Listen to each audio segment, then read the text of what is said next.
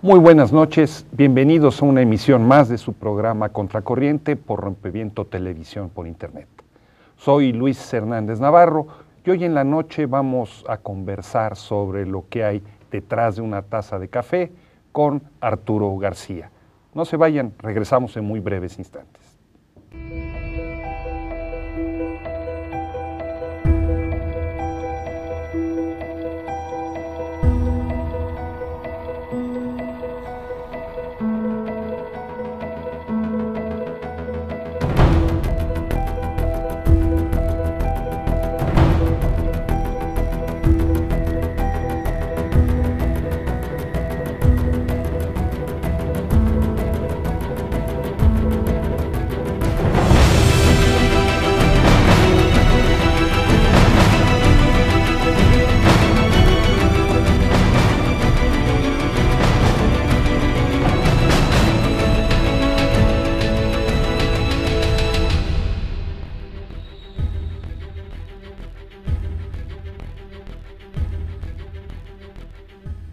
Estamos ya de regreso en la Contracorriente, qué bueno que están hoy en la noche con nosotros. Vamos a conversar de un tema muy interesante, lo que hay detrás de una taza de café. Este producto aromático que se ha puesto de moda entre los jóvenes, que fue tan importante para la economía mexicana durante muchos años y que hoy está en peligro.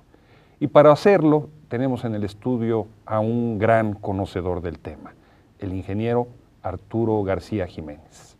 Arturo estudió en la Escuela de Chapingo, Ingeniería Agrónoma, y desde muy joven se dedicó a organizar pequeños productores de café, también ha incursionado en la organización de ajonjolineros, jamaiqueros, copreros y todo otro tipo de productores en su natal estado de Guerrero. Actualmente sigue adelante con los proyectos de producción de café orgánico, él mismo es productor y hoy está con nosotros. Arturo, muchas gracias. Gracias a ti, Luis, y a Rompevientos. Arturo, hay una crisis en la cafeticultura mexicana. Se habla de que hay una plaga, una epidemia de roya que está destruyendo a los cafetos. ¿Qué es la roya? ¿Qué es lo que realmente está sucediendo? ¿De veras es tan grave la situación? Claro, Luis, mira, creo que es tan grave que pues, en otros países los gobiernos han tomado medidas muy fuertes y en nuestro país no se ha visto acciones. Puedo decirte que la roya es un parteaguas en materia del sector café. Antes de la roya, la problemática era de por sí ya complicada, ¿no? Tenemos una caída drástica de la producción, de la productividad y la calidad. Teníamos políticas públicas que no han apoyado a la reactivación del sector. Teníamos bajos precios, ¿sí? La roya es un hongo, ¿verdad?, que, digamos, en los últimos años se desarrolló, entró por Centroamérica. No hubo medidas de precaución, ¿verdad?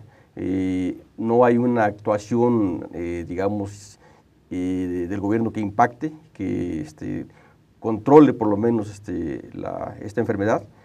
Hasta hoy sabemos que el 60% de las plantaciones en el país está plagada, ¿sí? El 60% tiene roya. Sí, tiene roya. Lo real es que la roya no se elimina fácilmente, pues hay que convivir con ella. Entonces, hoy lo que se requiere es realizar prácticas agronómicas muy disciplinadas, ¿sí?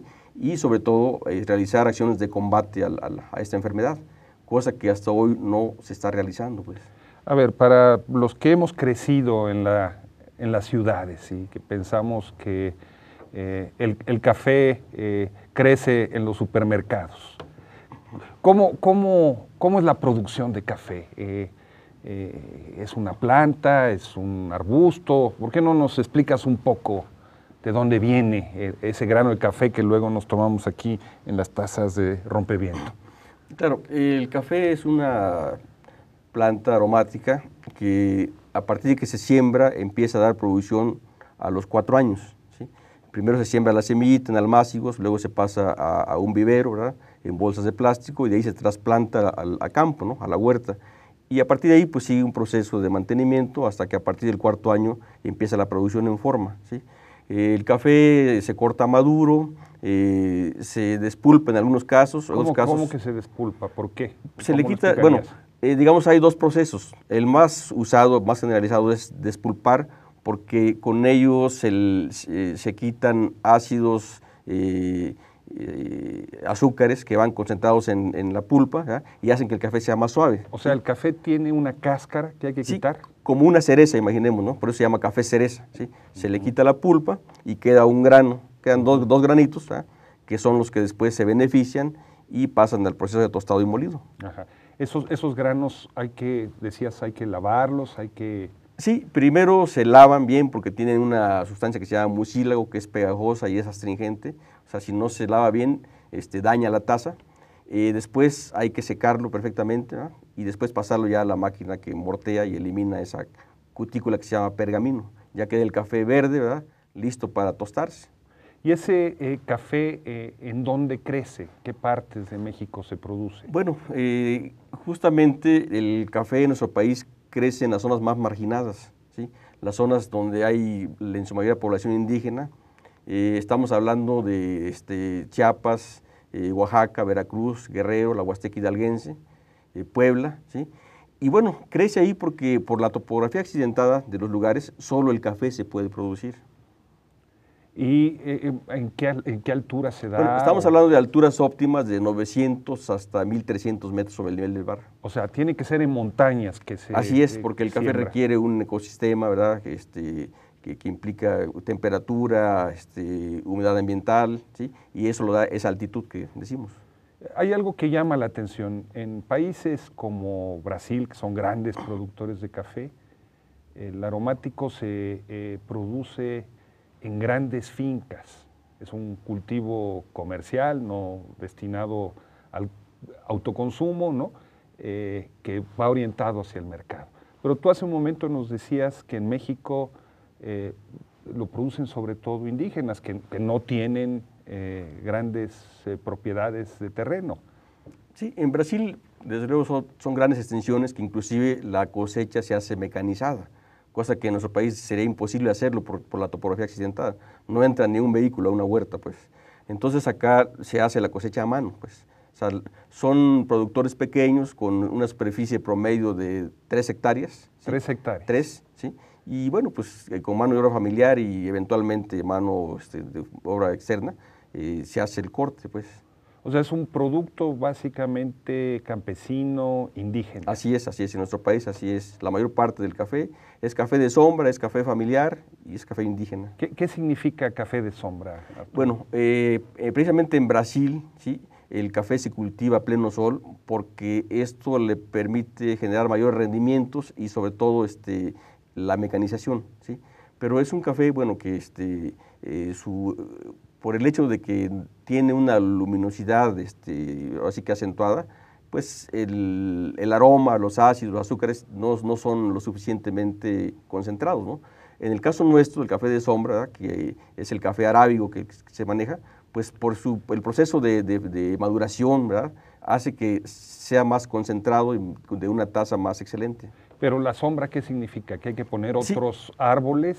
Claro, sí, que hay que poner, en todas las plantaciones tenemos por lo menos 200 árboles en una hectárea de sombra, ¿sí? Ajá. Debe haber, ¿verdad? Para que se genere un microclima, ¿verdad? Que permita que la maduración se desarrolle de manera correcta. Y tú hablabas de una variedad que se produce en México, la arábiga. Sí, en México originalmente se cultivó la arábiga. En los últimos años, y le estoy hablando desde el 2000 hasta 2012 más o menos, que es el periodo panista, ¿verdad? De gobiernos panistas, se impulsó fuertemente el cultivo de la variedad robusta. La variedad robusta es un café inferior que se usa básicamente para la mezcla del café soluble de la Nestlé, que es el Nescafé, ¿sí?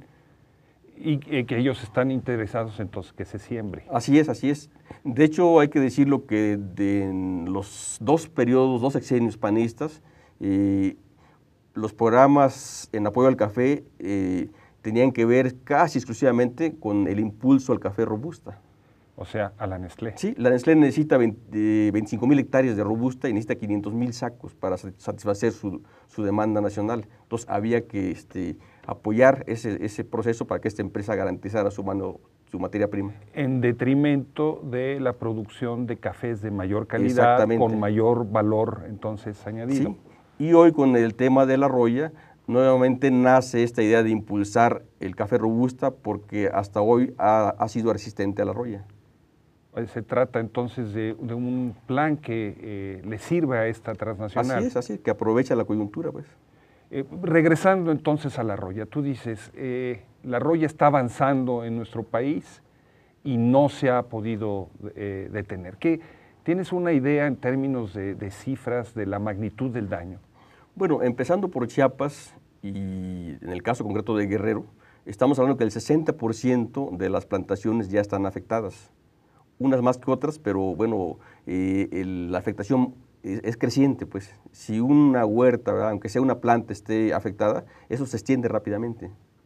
¿Y esa afectación qué implica? ¿Que se cae la producción o implica que el grano que se obtiene es de mala calidad? Ya, lo que implica, o sea, la forma en cómo ataca este hongo es que anida en el envés de la hoja, en la parte de abajo de la hoja, ¿sí?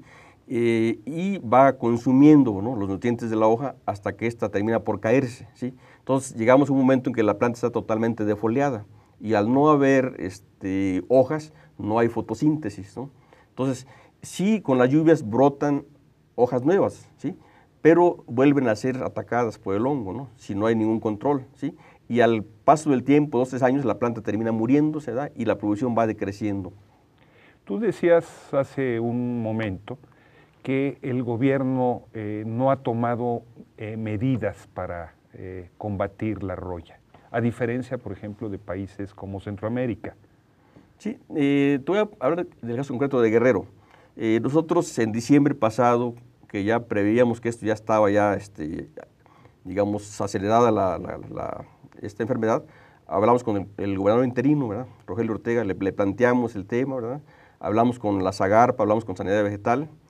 Hasta hoy, los únicos anuncios que hay es que hay 3.5 millones de pesos para iniciar un monitoreo apenas, ¿sí?, un monitoreo, y de ahí hacer un muestreo y ver el tamaño de la enfermedad, ¿no?, cómo está distribuida. O sea, solo para eso hay. Se anuncian algo así como 30 millones de pesos de parte de Zagarpa y gobierno del Estado, pero hasta hoy no sabemos absolutamente nada, ¿sí? ¿Qué es lo que se debe hacer? O lo que se debe hacer desde el principio, terminando la cosecha, es hacer cinturones fitosanitarios, ¿verdad?, para evitar el crecimiento. ¿Qué te parece si vamos a una pequeña pausa, Arturo, y ahorita nos explicas qué son cinturones fitosanitarios? De acuerdo. Los invitamos a que sigan con nosotros aquí en A Contracorriente, platicando sobre lo que hay detrás de una taza de café. No se vayan.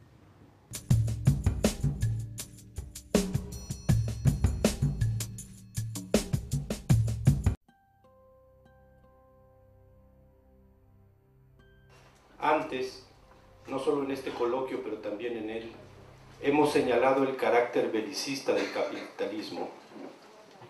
Ahora quisiéramos agregar que la guerra no es solo una forma, la esencial, por cierto, por la que el capitalismo se impone e implanta en la periferia. Es también un negocio en sí misma, una forma de obtener ganancias. Paradójicamente, es en la paz donde es más difícil hacer negocios. Y digo paradójicamente, porque se supone que el capital necesita paz y tranquilidad para desarrollarse. Tal vez eso fue antes, no lo sé. Lo que sí vemos es que ahora necesita la guerra. Por eso, la paz es anticapitalista. Lay down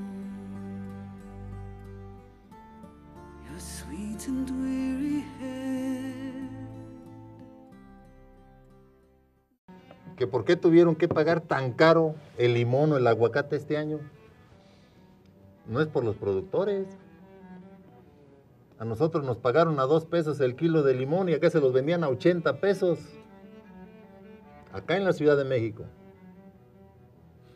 Nosotros no queremos un subsidio para nosotros. No queremos un subsidio para nosotros. Lo que quisiéramos es que el mismo gobierno federal, porque eso no lo hacen los estados, crearan algún mecanismo para que el pueblo consumidor de cualquier parte de la República tenga acceso a lo que nosotros producimos y a los costos en que nosotros los producimos. Porque hemos visto que subsidian gasolinas, que subsidiaron a los bancos que estaban en quiebra y era de puros ricos. ¿Por qué no subsidiar el hambre?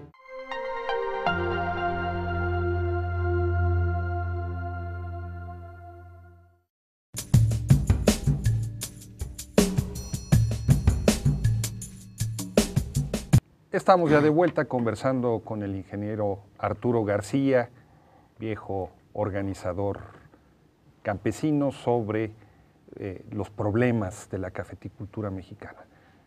Arturo, nos decías que para combatir la roya es necesario establecer un cordón fitosanitario. ¿Qué significa eso? De entrada debió ubicarse, ¿verdad?, las áreas que están infestadas y, digamos, mediante la aplicación de algunas sustancias a base de cobre, ¿verdad?, hacer fumigaciones para evitar que se extendiera, pues, a otras zonas, ¿sí? Digamos, esto no se hizo, ¿sí?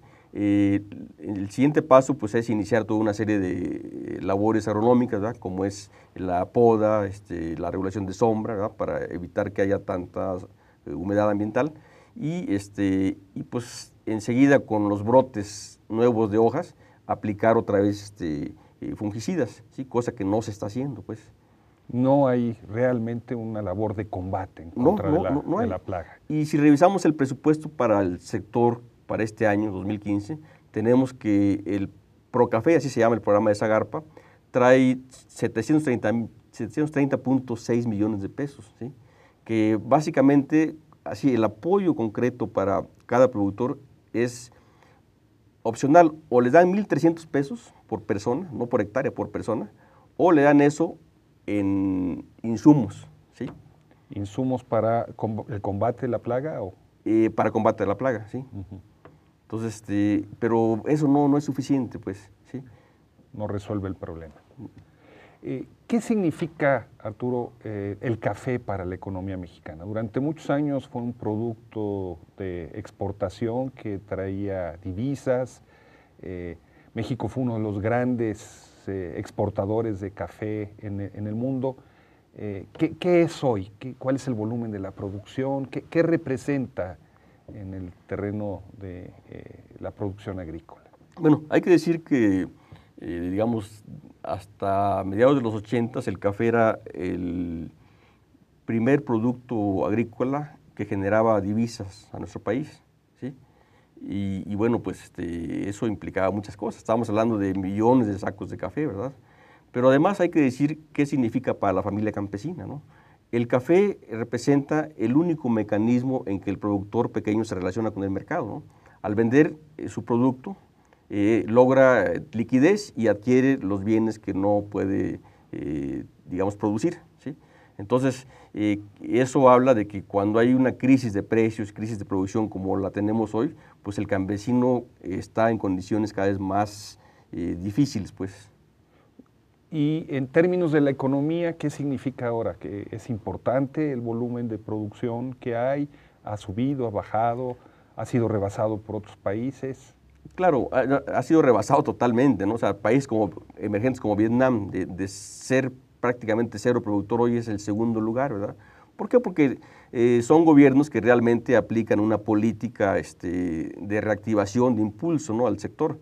Tenemos el caso cercano de Honduras, ¿verdad?, un país, como muchos dicen, bananero, ¿verdad?, pero si vamos, hay una política muy precisa, muy desarrollada al tema del café, pues. En México no tenemos, y hay que decir, no tenemos política cafetalera. O sea, la producción nacional ha disminuido. Totalmente ha disminuido. Casos como el de Guerrero ha disminuido del 100 al 10%, sin exagerarte, ¿no? O sea, en Guerrero se está produciendo el 10% del café que se producía en relación hace 1, 2, 3 años. Estoy hablando del 85, nuestra cosecha récord en Guerrero era de 245,000 quintales, ¿sí? Hoy no llegamos a 30,000. Una pregunta, cuando tú hablas de un quintal, estás hablando de quintal, de sacos, de toneladas, ¿cómo quien no está familiarizado con esos términos, cómo los explicas? Sí, es algo parece complicado, pero es sencillo, ¿no? La unidad de medida para, digamos, la venta del café es quintal, que pesa 46 kilos, ¿sí? La unidad estadística que se usa ya en digamos, los medios internacionales es el saco, ¿verdad? Que el saco es de 60 kilos, ¿sí? Ajá. Y la unidad física para manejar el café es el saco de 69 kilos. O sea, hay que ser bueno para las cuentas para saber cuándo se salta de un lugar a otro. No, y la otra, que la cotización en la Bolsa de Nueva York es por 100 libras, que son 45.4 kilos, casi un quintal. Casi, pero no exactamente. Sí. Bueno, más allá entonces de las cifras, tú dices, ha caído drásticamente la producción, no solo en Guerrero, sino prácticamente en todo el país. Y eso significa para el país menos divisas. Así es. Y para las familias campesinas la disminución de la única fuente o una de las pocas que tiene para tener dinero. Así es. Y en términos entonces de esas familias, ¿qué ha sucedido? ¿Qué ha pasado? ¿Cómo han respondido los caficultores pequeños a esa crisis? Bueno, digamos que hay que decir que en los últimos años el tejido organizativo también ha decaído, pues, y eso ha hecho que la reacción hacia esta situación de crisis no sea la debida, ¿no? Nosotros estamos impulsando precisamente que en cada comunidad los productores se organicen, pues, para retomar otra vez, decimos, agarrarle amor de nueva cuenta al café, ¿verdad? ¿Qué estamos haciendo o qué se debe hacer? Bueno, en primer lugar, el poco café que manejamos hay que agregarle valor, pues. Ya no queremos ni debemos seguir siendo vendedores de materia prima, pues. Si bien es cierto, conocimos los mercados europeos, Estados Unidos, el comercio justo, el café orgánico, en todos los casos finalmente es seguir vendiendo materia prima, ¿no? Nosotros estamos planteando que tenemos que agregar valor, ¿sí? O sea, producir un café ya de marca, ¿verdad? Listo para el consumidor final. Entonces, eso es lo que estamos haciendo y para un poco resarcir pues esa pérdida del ingreso en las familias campesinas. Digamos, eso es una reacción de ustedes como productores pequeños organizados. Así es. Pero a nivel de la familia campesina que no está organizada, ¿qué está sucediendo? ¿Están migrando? ¿Están metiéndole al machete, al café y sembrando otras cosas? Bueno, son varias cuestiones. Ciertamente sí se dio al principio la sustitución de cultivo, pero no ha funcionado porque pues también, digamos, hay los cultivos que se han introducido no han funcionado como debe ser, ¿no? Pero sí hay una fuerte migración, ¿sí? Pero sobre todo, y es lo más triste, es que hay un envejecimiento del productor, ¿sí? El productor ya poco va a su huerta, ¿verdad? Tenemos huertas abandonadas, ¿sí? Entonces necesitamos replantearnos desde abajo, desde lo social primero, ¿verdad? Cómo reactivar y reconstruir pues esta actividad cafetalera que es fundamental para la economía familiar. Nos hablas de huertas abandonadas. ¿Cómo es una huerta de café? ¿Qué hay ahí? ¿Qué necesita como trabajo? Bueno, una huerta pues es una plantación con promedio de 1.500 plantas de café, ¿verdad? Que pues cotidianamente hay que hacer labores, ¿no? Empezando por la limpia de malezas, por la regulación de sombra, por la poda, por la aplicación de fertilizantes y ahora por el riego, porque las aguas cada vez ya están más escasas, ¿sí? Entonces, al no haber esas labores, ¿sí? Pues la producción se va deteriorando, pues. La huerta ya no produce la calidad ni la cantidad que se requiere, ¿sí? Entonces, el productor lo único que hace por falta de liquidez es solo limpiar o medio limpiar en el momento que va a cosechar y de ahí en fuera ya no se hacen otras labores. Entonces, tenemos que buscar mecanismos, recursos y organización para que la gente retome pues su huerta. Y decías, ¿ha crecido la migración entre los productores? Sí, ha crecido no solo hacia los Estados Unidos, a las ciudades ahora. Tenemos comunidades pues, que cada vez están pues, más también deshabitadas, ¿sí? Pueblos como El Paraíso, pues, que en su momento teníamos una población El Paraíso en la Sierra de Atoyac, población de 15,000 habitantes en los momentos más álgidos. Ahora, si son 5,000 habitantes, sí, son muchos, pues. Si a eso le sumamos las recientes tormentas tropicales, los problemas de violencia, ¿sí? Hacen que la gente emigre de su comunidad. Y ¿se quedan las mujeres y se van los hombres o se van todas las familias? En general, bueno, se van los jóvenes para empezar, ¿verdad? Y después pues se van los cabezas de familia, pues, y se quedan las mujeres. ¿Y las mujeres atienden las huertas? Las deben atender en la medida de lo que pueden, pues, pero como comentaba, lo único que hacen es limpiar al momento de hacer el corte del café. O sea, ¿podríamos hablar de que se ha venido feminizando la producción En buena cafetalera? parte sí, hay que decirlo que sí. Y eso no era común antes. No. Tú nos hablabas hace un momento, Arturo, de el tejido organizativo, de la forma en la que los pequeños productores se han organizado para enfrentar los retos de la producción. Y dices, eso ha disminuido. ¿Cómo era antes esa organización? ¿Qué ha venido sucediendo? Sí, hay que decir que el sector café es de los sectores que ilustra claramente cómo el comportamiento de los mercados, las políticas públicas y el grado de organización social determinan pues la situación, ¿no? Por ejemplo, en los 90 tuvimos una gran actividad organizativa, pues, tanto a nivel nacional, a nivel regional, nacional e internacional, que nos tocó ser partícipes de muchos procesos, ¿sí? ¿Por qué? Bueno, porque había condiciones favorables para el café en cuanto a precios, porque la organización motivó, en el caso de México, ¿verdad?, organizaciones como la CENOC, ¿verdad?, de la que fuimos partícipes desde sus orígenes. ¿Qué es CENOC? CENOC es la Coordinadora Nacional de Organizaciones Cafetaleras, una organización que surgió en el 88, de nuevo tipo, ¿verdad?, que agrupó a más de 80,000 familias campesinas del país. O sea, al haber organización social, se promueve que el gobierno aplique políticas públicas, ¿sí? Y lo logramos en toda la década de los 90. Sin embargo, con la crisis de precios, los problemas generados después del levantamiento zapatista en Chiapas, generó pues situaciones de confrontación, de crisis, que fue cada vez destruyendo el tejido organizativo. Hoy las organizaciones sociales de aquellos tiempos pues prácticamente quedaron pues sin estructura, sin liderazgo, pues muy pocas sobreviven, pues, y las que sobreviven le deben su sobrevivencia a la cercanía con el gobierno o al apoyo internacional, o las muy pocas a su sagacidad para conducirse en el mercado. Una crisis organizativa. ¿Qué te parece si vamos a una breve pausa y seguimos conversando? Y un trago de café. Y un trago de café. Sigan con nosotros, los invitamos para seguir investigando qué hay detrás de una taza de café. Regresamos en muy breves instantes.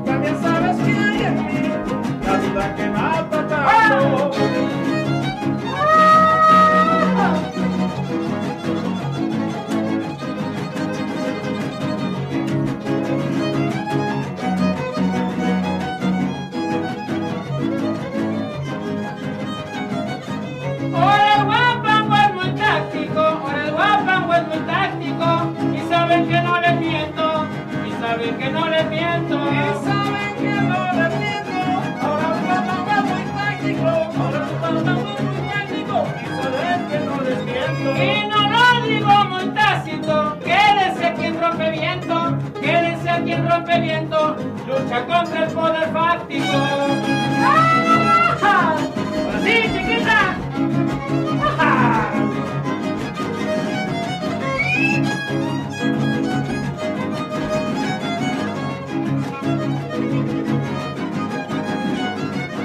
Zapatistas se les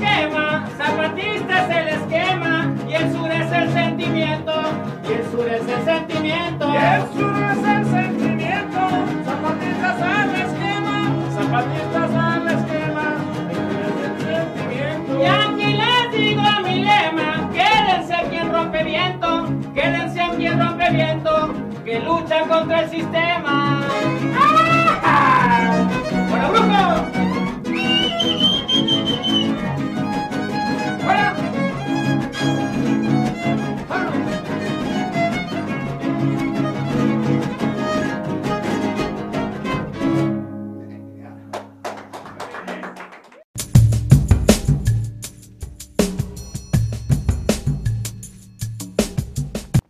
Regresamos ya a Contracorriente, platicando con Arturo García. Y Arturo, antes de irnos a la pausa, nos decías que en los 80 del siglo pasado, los pequeños productores de café, y hace mucho, ¿verdad? Los pequeños productores habían construido un tejido asociativo muy, muy vital. ¿Para qué se asociaban? ¿Cuál era el sentido? Okay.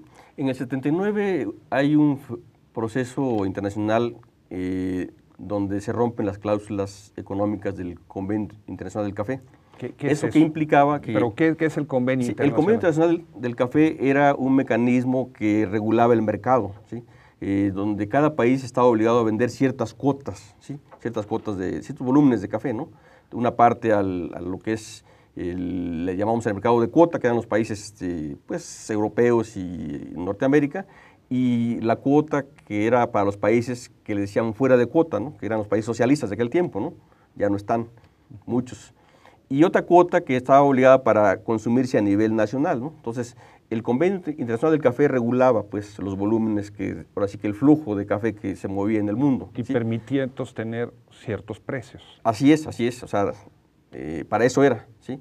Entonces se rompen las cláusulas económicas y estamos al total libre mercado, pues cada quien puede vender lo que sea, donde sea, ¿no? Y en el momento que sea, ¿sí? Nos tocó participar en esa etapa, ¿no? Y al darse este proceso, pues el gobierno empieza a desregular, pues si antes el IMECAFE era la paraestatal que controlaba todo, desde la organización, el financiamiento, el apoyo con insumos, la compra del café, la capacitación y todo, empieza a alejarse de esa función, ¿sí? Y nos deja colocados frente a frente con las grandes transnacionales, ¿sí? Entonces, y justamente a partir de ahí empieza la organización a principios de los 80. O sea, nos organizamos primero pues, para defender el precio del café con lo que quedaba del IMECAFE, pues, ¿sí? El IMECAFE desaparece en el 83, ¿sí? Y ahí empezamos a luchar para que la infraestructura que tenía el IMECAFE se transfiriera a las organizaciones sociales, productoras, cosa que tuvimos la reticencia de organismos oficiales como la CNC que nunca nos permitieron accesar a esa infraestructura. Beneficios, almacenes, así es, etcétera, etcétera. ¿Sí? Entonces, lo que optamos las organizaciones es por lo que llamamos el proceso de apropiación, ¿verdad?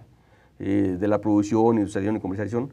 Logramos, digamos, a partir de mediados de los 80, 86, 87 ya, exportar de manera directa, ¿sí? Y contar con nuestra propia planta productiva. Al margen de intermediarios. Así es, y de gobiernos también, ¿sí? Y bueno, eso nos permitió, digamos, coordinarnos con organizaciones diversas en los estados cafetaleros y pues presentar frentes comunes, ¿no? O sea, inclusive en el caso de la Coordinadora Nacional de Cafetaleros, formamos 2 empresas para exportar, ¿sí? En su momento logramos manejar alrededor de 350,000 sacos de café, que era una factura comercial bastante fuerte, pues, por ser organización social.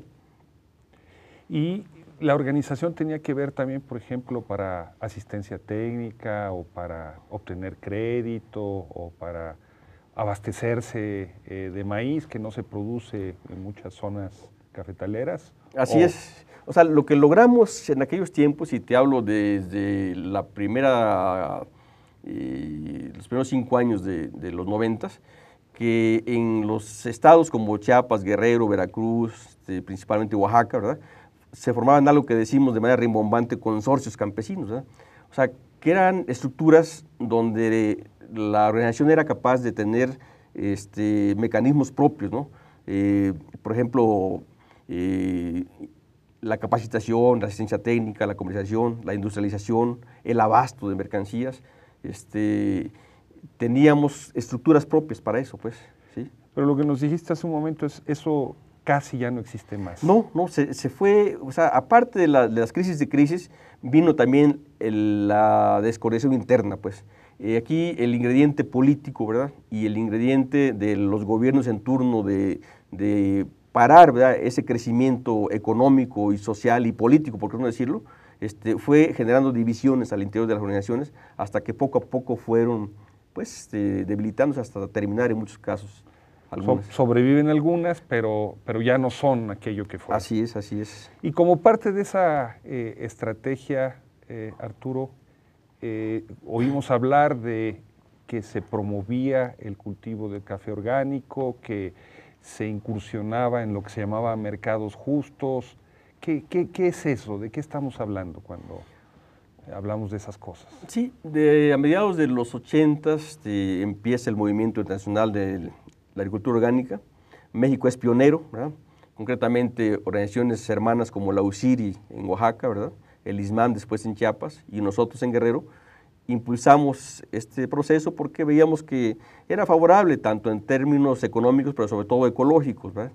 Esto fue, digamos, construyendo algo así como un monstruo, pues, que terminó comiéndonos porque surgieron despachos y empresas certificadoras, ¿sí?, que pues lucraron con esta certificación, pues. ¿Pero qué es eso de producción orgánica? Producir orgánicamente quiere decir, en primer lugar, pues, ser amigable, pues, con la naturaleza, ¿no? No aplicar agroquímicos de ningún tipo, ¿verdad? Fertilizantes sintéticos, o sea, tóxicos, pues, y hacer un manejo adecuado, lo que debe hacerse en el cafetal, pues.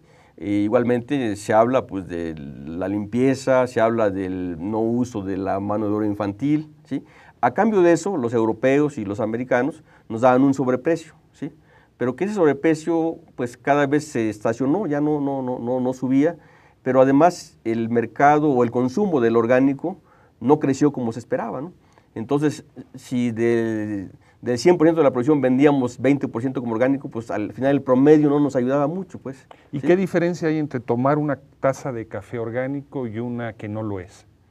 ¿Sabe mejor? ¿O cuál sería Yo creo la que diferencia entre uno y otro? La diferencia creo que es justamente lo que hay atrás de la taza, ¿no? Atrás de una taza de café orgánico, pues hay trabajo campesino, ¿verdad?, trabajo familiar, ¿sí? Hay un trabajo que es amigable con el medio ambiente, que no aplica agroquímicos, ¿sí?, que preserva, pues, el entorno ecológico, que, vamos a decirlo así, cultiva las aves, cultiva las mariposas, la fauna. ¿Por qué las cultiva? Porque no se aplica ningún, digamos, pesticida, ningún tóxico, pues, que las mate, ¿no? En cambio, al usar fungicidas concentrados, al usar abonos sintéticos, vamos acabando con el suelo y con la fauna, pues. Pero dices, ese mercado que se abrió finalmente acabó siendo devorado por despachos. Y empresas certificadoras multinacionales inclusive. ¿Qué es una empresa certificadora? Una empresa certificadora es digamos, una instancia que está, ahora sí que, facultada para certificar que las condiciones de producción que se tienen son orgánicas. Hay una serie de parámetros para ello, ¿verdad? Entonces, al cumplirse los parámetros, nos extienden un certificado de productor orgánico. Entonces, esas empresas son las que se acababan quedando con la ganancia. Sí, en buena parte sí, ¿verdad? En buena parte sí. Pero por otro lado, es irónico que nosotros nos esforzábamos por mandar el café orgánico a Europa y resulta que, pues, eran los industrializadores y los comercializadores los que se quedaban con buena parte del plus, ¿sí? Y al final era el consumidor quien pagaba ese plus que a nosotros nos pagaba, pues. Entonces, el orgánico, así como el comercio justo, que ahorita podemos comentar más de eso, se convirtió en un segmento, ¿sí?, más del mercado del café que permitía generar más utilidades a las grandes empresas. Y no tanto necesariamente al pequeño productor. Ni al consumidor final. Entre medias, como siempre, los tiburones acababan disponiendo. Así es, así es. Y decías, comercio justo. ¿Qué es eso de comercio justo? Comercio justo surge y nos tocó ser partícipes de, digamos, estamos hablando de pues, finales de los 80s, principios de los 90s. Hay todo un movimiento, ¿no?, que surge a partir del movimiento sandinista, que en Europa se solidarizaron con él, ¿verdad? Vendiendo o comprando más bien café solidario se llamaba, ¿verdad? Entonces de ahí nace una idea de cómo construir una red de mercado entre productor y consumidor final, ¿sí? A partir de una causa. A partir de una causa, sí. Entonces, enseguida surgió lo que fue la Fundación Max Havelaar en Holanda, ¿sí?, que ya construyó un concepto, pues, de comercio justo. Después se vino ya toda decimos, la ONGería, todas las ONGs, ¿verdad?, europeas, que, pues, se coordinaron y formaron ya lo que es Transfer Internacional y toda una serie de reglamentos engorrosos, hay que decirlo, ¿verdad?, que, pues, tienen sus propias organizaciones, ahora sí que favorecidas, ¿sí?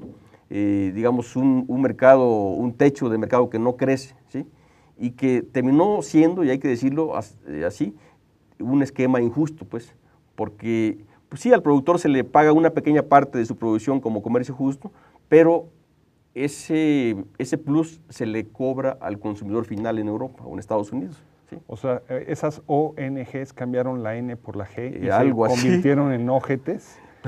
Sí, por no decirlo textualmente. Digo, porque son sí. Grupos que trabajan, ¿no? Así No, es. por eso. Y entonces el proyecto original se desvirtuó. Así es. Y entonces, ¿qué panorama hay en este futuro incierto? Sí. Ahora, no solo se desvirtuó, sino que nos volvieron, o sea, como que fue una nueva forma de, yo les digo a ellos, de neocolonizarnos, ¿verdad?, y seguir obligados a entregarles materia prima barata, pues, con un pequeño plus, ¿verdad?, pero que finalmente era materia prima, ¿sí? Entonces, si hablar hoy de mercado justo y de café orgánico, mercado orgánico, es hablar de seguir vendiendo esa materia prima. ¿Qué te parece si dejamos aquí y vamos a una pequeña pausa para regresar a lo que va a ser el segmento final de este programa? No se vayan, estamos en lo que hay detrás de una taza de café.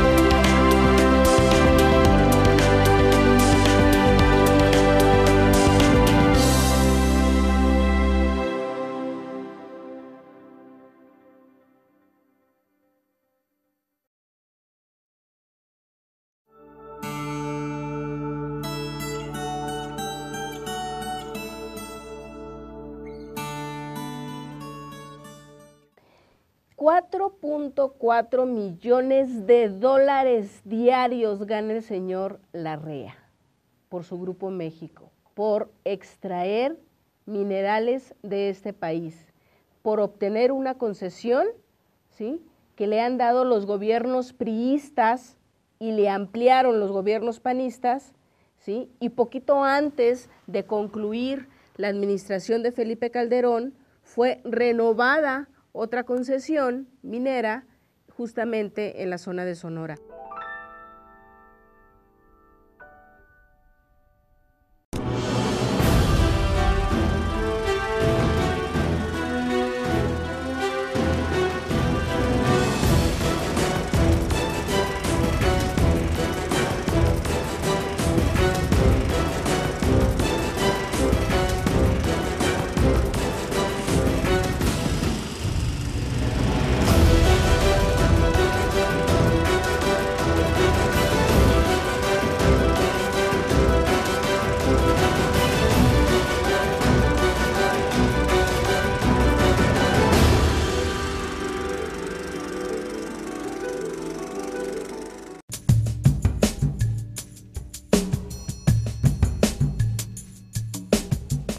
Estamos de vuelta en la Contracorriente conversando con Arturo García sobre lo que hay detrás de una taza de café. Arturo, tú te remitiste a la década de los 70, de los 80, una época en donde México, a pesar de producir café de mucha calidad, no consumía un buen café. Era difícil que las cafeterías sirvieran una bebida decente.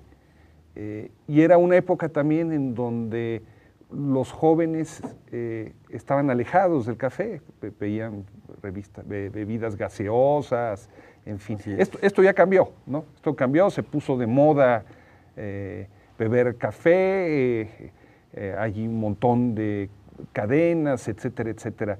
¿Qué fue lo que sucedió? ¿Cómo explicar esto? Bueno, en primer lugar hay que decir que las organizaciones cafetaleras que se fueron apropiando pues, de los eslabones de la cadena, pues fueron quienes impulsaron el consumo del café de grano. Pues.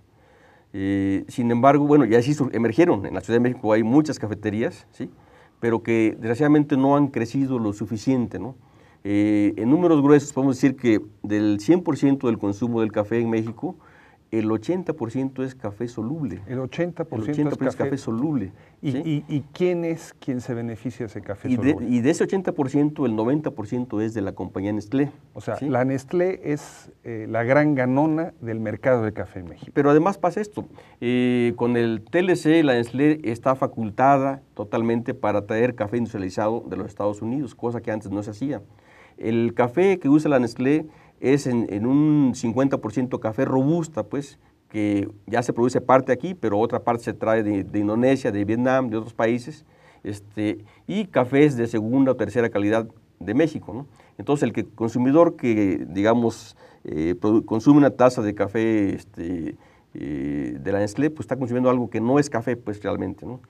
Con, además, sucedáneos que se permiten poner por ley, ¿no? Así es, así es.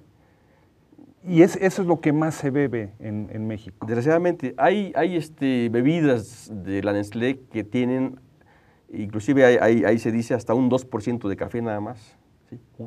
Son como los jugos que no tienen jugo. Así es, o que tienen concentrados y que son pura azúcar, ¿no? Sin embargo, a pesar de eso, el segmento de café en grano, digamos, ha venido ampliándose en el gusto del consumidor. Sí, porque digamos, esta labor de las organizaciones cafetaleras ha seguido impulsándose, ¿verdad? Y pues ojalá quisiéramos que el consumidor, ¿verdad? El buen consumidor de café, entienda que pues debemos, el café realmente saludable, el café que se debe consumir es café en grano. Sin embargo, cuando uno va a consumir ese café en taza que no es Nescafé, acaba cayendo en cadenas como Starbucks. Desgraciadamente, así es, porque pues, ellos tienen el control, los recursos, la mercadotecnia. Que además han desarrollado el gusto, vamos a decirlo así, por un café quemado. Sí, hacen mezclas, y bueno, pues nos venden un espacio, ¿verdad? Aparentemente, pues agradable, ¿verdad? Muchos jóvenes van a un Starbucks y se sienten como que están en Estados Unidos, ¿sí? Y bueno, pues el café es carísimo, ¿no? Una taza de café, no sé, promedio arriba de 50 pesos, según la variedad, ¿no? Sí, por eso le llaman al Starbucks $4, ¿no? $4 Así es, sí. Cuesta, ¿no? Sí, y realmente el costo de una taza de café es de $1, el costo real de una taza de café. ¿Cómo? A ver, sí. ¿Por qué no nos explicas eso? Si nosotros, miren, para 1 kilo de café nos genera 100 tazas de café, ¿sí? Si a nosotros nos pagaran el kilo a 100 pesos, que es un precio favorable para el productor, ¿sí? O sea, la taza vale $1 nada más. En materia prima. Sí. Entonces, de ahí que si nosotros como productores lográramos colocar el café de manera directa al consumidor final en taza, bueno, pues habría un beneficio enorme para el consumidor y desde luego para el productor. O sea, de esa taza de café que se vende en una cafetería en 40 pesos o en 30 pesos, el productor, ¿cuánto obtiene? De la tasa, de la tasa. bueno, pues yo creo que no obtiene ni siquiera el 10%, ni siquiera el 5%. O sea, no, de una tasa de 30 pesos no llega a obtener más que unos 50, una cosa así. Esa es la relación. Esa es la proporción. Sí. Sí, imagínate, ahorita el kilo de café nos paga 35 pesos, ¿sí? Un kilo de café verde listo para tostarse, ¿sí? Y a ese kilo de 35 pesos le sacan 100 tazas, ¿sí? ¿Que te la venden a cuánto? Pues depende del lugar, pero se pueden vender fácilmente en 40 pesos. Ponle 40 pesos. 30 ¿sí? pesos, 25 pesos. ¿no? ¿Sí? Entonces, ese kilo de 35 se convierte en 4,000 pesos. O sea, es que acaba siendo casi más cara el azúcar que se le pone al café Exactamente. que el azúcar. Sí, el azúcar y los vasos y las cucharas. ¿Y tú tienes idea de si hay conciencia de lo que esto implica en términos del consumidor que disfruta su taza de café? Yo creo que, pues, al no haber una campaña, pues, así, impactante sobre esta cuestión, el consumidor como que no entiende esto, pues, la situación que se da. Por eso el tema de qué hay atrás de una taza de café, pues debe mover al consumidor a que entienda, pues, que, pues, para empezar, tenemos productores que cada vez están en una situación más difícil, ¿sí? Y que son explotados por las grandes empresas ahora, ¿no? Estamos hablando de Nestlé, de AMSA, sí, principalmente. ¿AMSA qué es? AMSA es Agroindustrias Unidas de México, es una empresa de origen brasileño que está, que controla la mayor parte de la producción en nuestro país, de producción en verde, que le entrega a la Nestlé a su vez, ¿sí? Entonces, si lográramos que el consumidor entendiera el fondo de la taza de café, que hay atrás más bien de la taza de café, sería posible, pues, que el productor, pues, tuviera mejores condiciones, ¿sí?